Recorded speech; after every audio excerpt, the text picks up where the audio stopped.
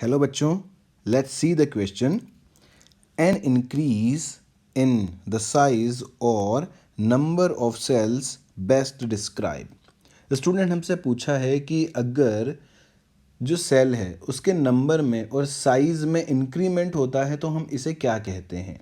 और हमारे ऑप्शंस हैं homeostasis, biological growth, asexual reproduction and chemical organisation. हम एक एक करके चारों ऑप्शंस को समझेंगे. सबसे पहले आता है बेटा होम्योस्टेसिस. क्या होता है होम्योस्टेसिस? ठीक है स्टूडेंट, होम्योस्टेसिस का मतलब होता है कि कोई भी ऑर्गेनिज्म अपना इंटरनल फिजिकल और जो केमिकल कंडीशन है वो एकदम स्टडी रहे, उसमें चेंजेस ना हो, बिल्कुल जैसा वो है वैसा ही रहे, एक्सटर्नल एनवायरनमेंट से उसमें कोई चेंजेस ना हो. इसे हम होम्योस्टेसिस कहते हैं. तो हम लिखेंगे यहाँ पर state of study internal, state of study internal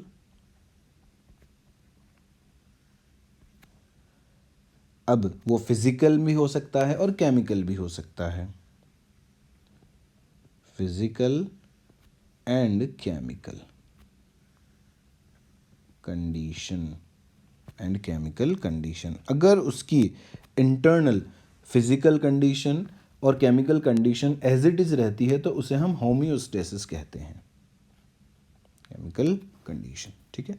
दूसरा टर्म है हमारे पास यहाँ पर बायोलॉजिकल ग्रोथ. Biological growth. ठीक है स्टूडेंट्स, बायोलॉजिकल ग्रोथ का क्या मतलब होता है?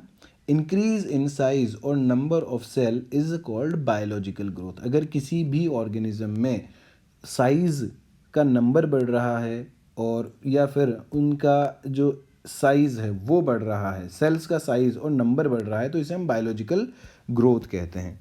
तो लिखेंगे हम यहाँ पर इंक्रीज इन साइज और नंबर ऑफ सेल्स और number of cells is biological growth, is biological growth. ठीक है. तो स्टूडेंट यहाँ हमें हमारा आंसर मिल जाता है विच इज़ ऑप्शन बी, कि किसी भी ऑर्गेनिज्म में अगर सेल का साइज और नंबर बढ़ता है तो हम उसे बायोलॉजिकल ग्रोथ कहते हैं. बट हम बाकी के दो ऑप्शन भी देखेंगे यहाँ पर, उनका क्या मतलब है. तो सी ऑप्शन हमें दिया हुआ है asexual reproduction, asexual reproduction.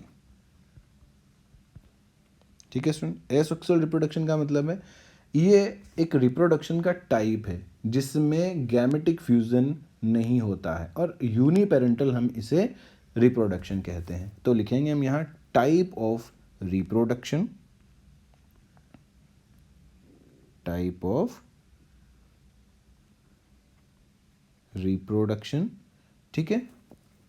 And fusion of gamete absent in, हम लिखेंगे fusion of gamete absent, fusion of gametes absent होगा यहाँ पर, एब्सेंट. इसे यूनिपेरेंटल रिप्रोडक्शन भी कहते हैं, यूनिपेरेंटल रिप्रोडक्शन. ठीक है स्टूडेंट्स. नाउ फोर्थ टर्म हमें दी हुई है which is a chemical organisation. इसका क्या मतलब होता है?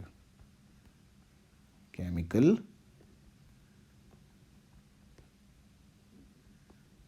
ऑर्गेनाइजेशन. स्टूडेंट इसका बहुत सीधा सा मतलब है कि किसी भी लिविंग बीइंग या लिविंग ऑर्गेनिज्म की बॉडी में कौन कौन से केमिकल प्रेजेंट हैं, उसकी बॉडी कौन कौन से केमिकल से मिलकर के बनी है. तो लिखेंगे हम यहाँ पर which chemical present in living being, which chemical present, और ऑर्गेनाइजेशन किस किस केमिकल से उसका हो रहा है, प्रेजेंट इन लिविंग बीइंग. ठीक है स्टूडेंट्स, तो ये हो जाते हैं हमारे चारों ऑप्शन और यहाँ पर हमारा आंसर होगा ऑप्शन बी. Okay.